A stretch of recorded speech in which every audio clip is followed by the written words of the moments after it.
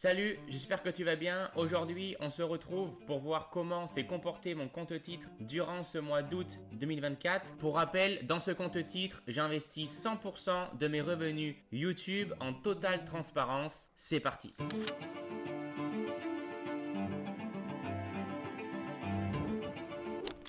Si tu ne me connais pas, je suis étudiant ingénieur en école d'alternance à l'école des mines de Saint-Étienne et à côté, je m'intéresse très fortement à développer mon patrimoine dans le but de construire quelque chose de solide et dans 5-10 ans pouvoir profiter et pouvoir vivre de mes revenus passifs qui seront générés par mon patrimoine global, la bourse, l'immobilier, mes side business, etc. Je te conseille de t'abonner à ma chaîne puisque je documente vraiment de A à Z mon parcours, que ce soit mes réussites ou mes erreurs, et ça c'est très intéressant puisque au moins tu vas pouvoir directement voir mes erreurs, ne pas les reproduire et donc avancer beaucoup plus rapidement. Donc abonne-toi pour en connaître un maximum sur développer son patrimoine de A à Z. J'ai l'habitude donc de partager mes vidéos en plusieurs points pour que ce soit le plus clair possible. Premier point, on va voir ma stratégie, comment je fais pour investir, quelle stratégie j'ai mis en place pour investir mes revenus YouTube de la manière la plus performante possible. Ensuite, on va voir mes revenus YouTube, où ça en est, combien j'ai gagné avec YouTube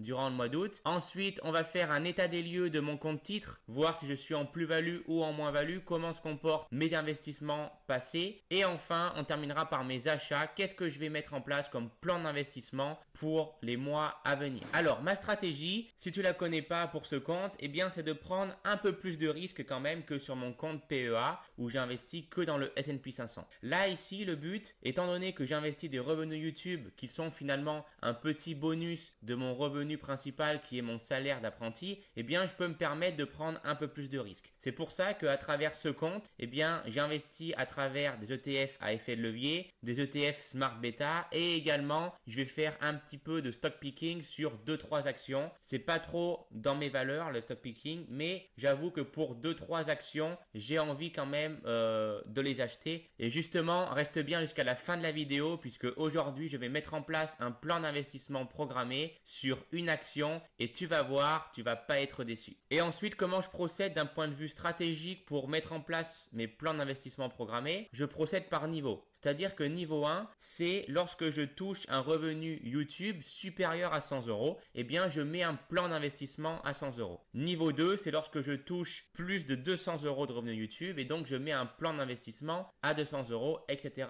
etc. Un plan d'investissement, qu'est-ce que c'est? C'est tout simplement le fait de définir une somme sur ton courtier, donc par exemple 100 euros, sur un actif précis. Par exemple, l'ETF S&P 500 de BNP Paribas. Eh bien, tu programmes que 100 euros sont versés sur l'ETF S&P 500 de BNP Paribas le 10 du mois. Et donc ça se fait automatiquement par ton courtier. Et c'est ça qui est très intéressant, c'est qu'il n'y a aucune action à faire de ta part. C'est totalement automatique. Ensuite, mes revenus YouTube. Donc là, on va quitter le diaporama. Donc déjà, premièrement, on va aller voir ce tableau. C'est le récapitulatif de mes revenus YouTube. Donc, on a mois de juin, juillet, août. En effet, le mois de juin, ça a été mon premier mois où j'ai reçu mes revenus sur mon compte. En effet, j'ai commencé à être monétisé au mois d'avril et mai. Sauf que tu récupères l'argent que tu as gagné au mois de mai, eh bien, tu le touches au mois de juin. Ça paraît logique. Tu travailles durant tout le mois de mai, eh bien, l'argent que tu as généré au mois de mai, eh bien, tu le touches sur ton compte au mois de juin. Et bien, pour YouTube, c'est la même chose. Donc là, au mois de juin, eh bien, 247 euros. C'est un peu faussé puisque au mois de juin, en fait, j'avais eu mes revenus du mois d'avril plus mes revenus du mois de mai. Ça m'avait été versé tout en même temps. C'est pour ça que j'avais eu une grosse somme pour commencer, 247 euros. Ensuite, le mois de juillet, là par contre, c'est bien l'argent que j'avais généré au mois de juin. Et ensuite, au mois d'août, eh bien, j'ai reçu 345 euros. Et ça, c'est l'argent que j'avais généré. Enfin, c'est grâce aux vues que j'avais générées au mois de juillet. Donc ça, par contre, c'est l'AdSense. Donc AdSense, c'est tout simplement les revenus YouTube. brut, ok? Sauf que étant auto-entrepreneur et étant en France, il faut déclarer ses revenus. En effet, je l'ai rajouté cette colonne puisque avant, dans mes précédentes vidéos, je ne présentais pas comme quoi je déclarais, etc. Donc les gens disaient oui, mais c'est un peu faussé ce que tu fais. C'est vrai. Donc je vais mettre le vrai montant. Que moi, au début, ce que je m'étais dit, c'est bon, on va pas s'embêter. Je vais mettre mon revenu brut, on fera la somme de tout ça et je vais investir tout ça. En fait, on va faire les choses vraiment correctement. Je vais investir seulement le revenu net, ok? Donc, le revenu net, en fait, eh bien, c'est le revenu brut moins 23%. Puisque étant auto-entrepreneur, si je gagne 100 euros, je dois donner à l'URSSAF 23 euros. Ces 23 euros, qu'est-ce que c'est? C'est des cotisations retraite, des cotisations de sécurité sociale, etc., etc. Donc voilà, ça représente une part assez importante, mais voilà, on est en France, on se doit de déclarer nos revenus. Donc voilà pour mes revenus nets. Donc 247 euros, ça tombe à 190, 245 deviennent 188 et 345 devient 265 euros une fois que l'URSSAF m'a prélevé mes 23%. Et ensuite, dernière colonne, on a donc mes versements sur mon compte titre. Eh bien, au mois de juin, j'avais versé 10 euros sur mon compte titre. Tout simplement, ces 10 euros ont permis de provoquer l'ouverture de mon compte titre. Pour ouvrir le compte titre, il fallait juste verser 1 euro. Moi, j'ai versé 10 euros, je ne sais pas trop pourquoi, mais voilà. Au mois de juillet, j'avais mis un plan d'investissement programmé à 100 euros. Et au mois d'août, je l'avais augmenté et donc je l'ai mis à 200 euros. Ce qui fait que mon total net pour 2024 de mes revenus YouTube, enfin du moins pour l'instant, est de 643 euros. Ok, ça c'est mon revenu net que j'ai directement dans ma poche. C'est pas le net imposable. Ensuite, il faudra que je déclare l'an prochain au mois de mai ces revenus-là. Donc ça, c'est pas le revenu net après impôt, c'est juste le revenu net après URSSAF. Ensuite, le versement compte titre. Donc j'ai versé au total 310 euros. C'est la somme que l'on voit ici. Et donc il me reste, finalement, c'est ma petite cagnotte YouTube. C'est le delta entre ce que j'ai touché au total jusqu'à présent, moins ce que j'ai déjà versé sur mon compte titre. Donc finalement, c'est mon reste à investir. Et donc mon reste à investir est de 333 euros. Ensuite, si on fait un petit tour d'horizon sur mes revenus YouTube générés au mois de juillet, puisqu'en effet, c'est les revenus générés au mois de juillet que je touche au mois d'août et que je vais investir au mois de septembre. Tu as vu un peu le cheminement? Eh bien, comment ça s'est passé? Donc, au mois de juillet, donc c'est ce que je t'ai dit, j'ai reçu 345 euros. Donc, par jour, ça fluctue, voilà. Donc, ça fluctue entre 5-6 euros. Le maximum ici, c'est environ 22 euros. Ce qui est intéressant à savoir, c'est combien je touche par jour. Donc, 345 euros divisé par le nombre de jours dans le mois de juillet, 31. Ok. Donc, ça me fait 11 euros brut de revenus par jour. Ok. C'est bien revenu brut. Et si on veut le revenu net, eh bien, on fait ça fois 0,77 puisque j'ai 23% de charge. Et donc, je tombe à 8,50 euros. Ok. Donc, par jour, au mois de juillet, j'ai touché 8,50 euros en moyenne de revenus net YouTube. Ensuite, passons à l'état des lieux de mon compte titre. Donc, c'est ce que je t'ai dit. Le solde total, il est de 333 euros. Ça, en fait, c'est le reste à investir. C'est ma petite cagnotte YouTube. Ensuite, la somme totale que j'ai versée sur mon CTO, elle est de 310 euros. C'est ce qu'on vient de voir avant. Sur mon compte courant, Scalable Capital. En effet, quand tu as un compte titre, finalement, c'est partagé. C'est un peu comme le PEA. Tu as une partie espèce qu'on peut appeler également compte courant et tu as une partie titre. Donc, sur ma partie compte courant, j'ai 11,57 euros et sur la partie en titre, donc c'est-à-dire sur la partie qui est investie en bourse, j'ai 268 euros. Donc, si on fait la somme du compte courant plus les parties titres, ça me fait 279,57 euros. Et donc, on voit que le total ici sur mon compte CTO est inférieur au versement total. Donc, tu l'auras compris, je suis en moins-value de 30 euros. Et là, on passe donc au bilan de mes achats pour le mois de septembre, puisque là, c'est le plan d'investissement pour le mois de septembre que je vais mettre en place. Eh bien, je vais conserver donc mes 200 euros sur l'Amundi Nasdaq 100 Daily. Donc ça, par contre, c'est un ETF, pour ceux qui ne connaissent pas, qui réplique l'indice Nasdaq 100, mais par contre, a effet de levier sur les performances quotidiennes x2.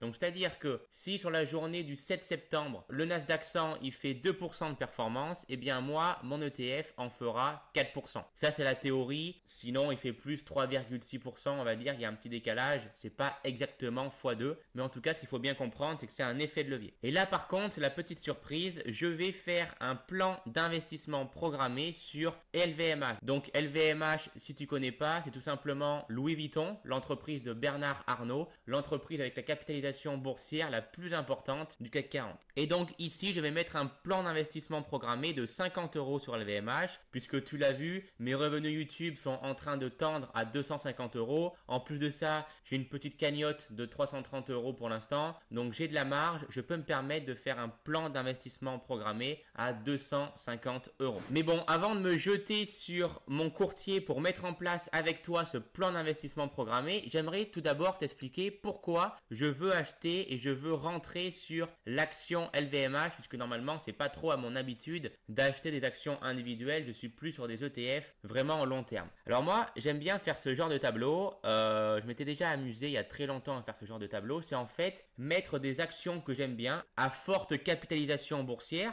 donc comme le LVMH, donc finalement avoir une liste d'entreprises qui soit très peu risquées, puisque c'est des entreprises vraiment très très grosses comme LVMH. Et donc ce que j'aime bien voir, c'est savoir si c'est intéressant ou pas de les acheter. Finalement, faire un peu de trading entre guillemets, même si j'aime pas trop ce terme. Et donc, je me suis fait un petit tableau ici. En effet, avec un Google Sheet, tu peux incrémenter des valeurs de Google Finance. Ça, c'est très intéressant. Donc, tu tapes une formule qui s'appelle égale Google Finance. Ensuite, tu tapes le code de ton action. Donc ça, comment tu le trouves, le code de ton action? Tu le trouves sur Google Finance et c'est ce code-là en fait. C'est MCEPA, ok, par exemple pour LVMH. Donc tu tapes ce code-là. Donc là, tu as le nom de l'action. Là, du coup, tu as le cours du jour en retapant la même formule mais en remplaçant par price. Là, ensuite, tu as le plus haut des 52 semaines, donc le height 52. Et du coup, moi, ce que je veux savoir, c'est l'écart qui est entre le plus haut des 52 dernières semaines et le cours du jour. Et en fait, ça me permet de savoir la performance théorique que je pourrais réaliser si le cours remonte au plus haut des 52 semaines. Tu vois ce que je veux dire? Donc, ça veut dire que si j'achète aujourd'hui l'action LVMH à 612 €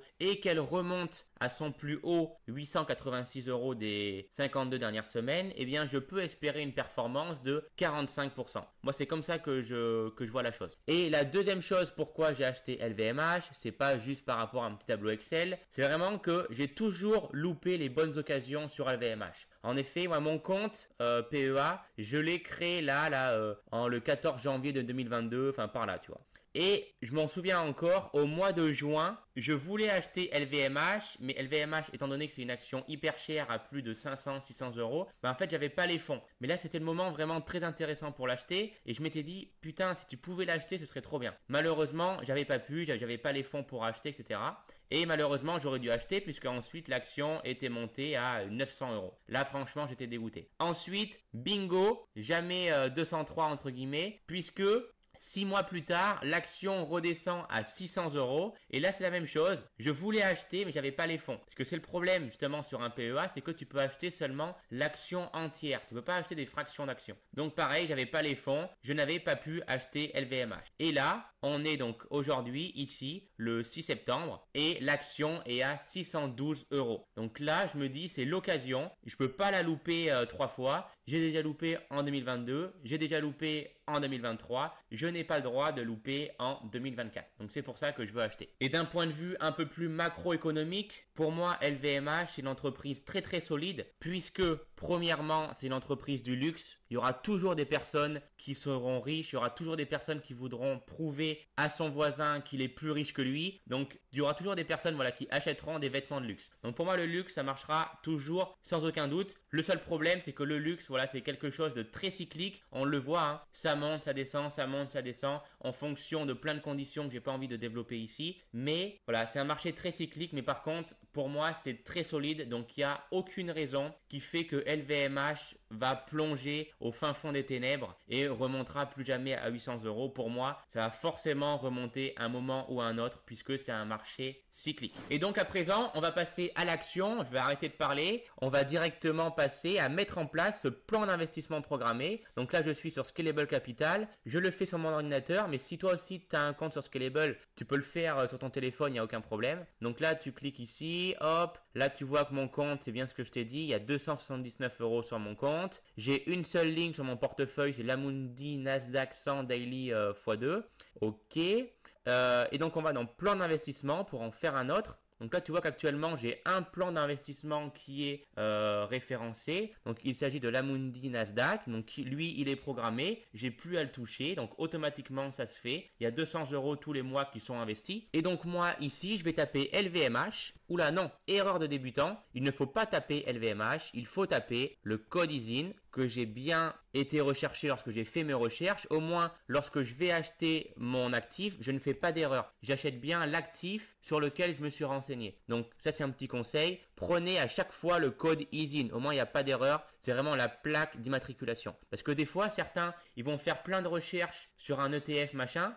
Et quand c'est le moment de l'acheter, hop, ils vont juste taper le nom, ils vont pas acheter le bon. Et finalement, ils vont se rendre compte que c'est un ETF distribuant, enfin un truc bizarre. Et donc voilà, donc petit conseil, achetez toujours avec le code ISIN, au moins on se trompe pas. Donc là hop, on clique sur LVMH, donc c'est bien ce qu'on voit, hein, l'action actuellement est à 611 euros. Je mets en place le plan d'investissement, comme je l'ai dit, 50 euros. Est-ce que je fais ajuster à l'inflation? Non, ça m'intéresse pas. Fréquence mensuelle. Ensuite, l'exécution, on va mettre le 13 du mois, puisque là si je mets le 10, ça ne fonctionne pas, puisqu'en fait on est déjà le 8, donc en fait ils n'auront pas eu le temps de faire le prélèvement, donc on va mettre le 13 du mois, on pourra modifier ensuite et au moins ça me permet de mettre en place le plan d'investissement directement pour le mois de septembre. Alors que si je mets le 10, c'est trop tard pour le faire et donc ça va passer au mois d'octobre. Donc je mets le 13, hop, septembre. Le prélèvement, il se fait bien sur mon compte courant principal, là où je reçois mes revenus YouTube. Et on fait, donc on vérifie juste 50 euros, ok. Activer le plan d'investissement. Plan d'investissement créé, fermé. Hop, on retourne à l'accueil. Ici, on va dans plan d'investissement et là, qu'est-ce qu'on voit? Que j'ai une ligne de plus. Donc, en plan d'investissement mensuel, j'ai donc 250 euros. J'ai l'Amundi Nasdaq 200 euros et LVMH 50 euros. Voilà, les plans d'investissement sont réalisés. Maintenant, ça va tourner en automatique. La seule chose que j'ai à faire, c'est de gagner plus de revenus YouTube.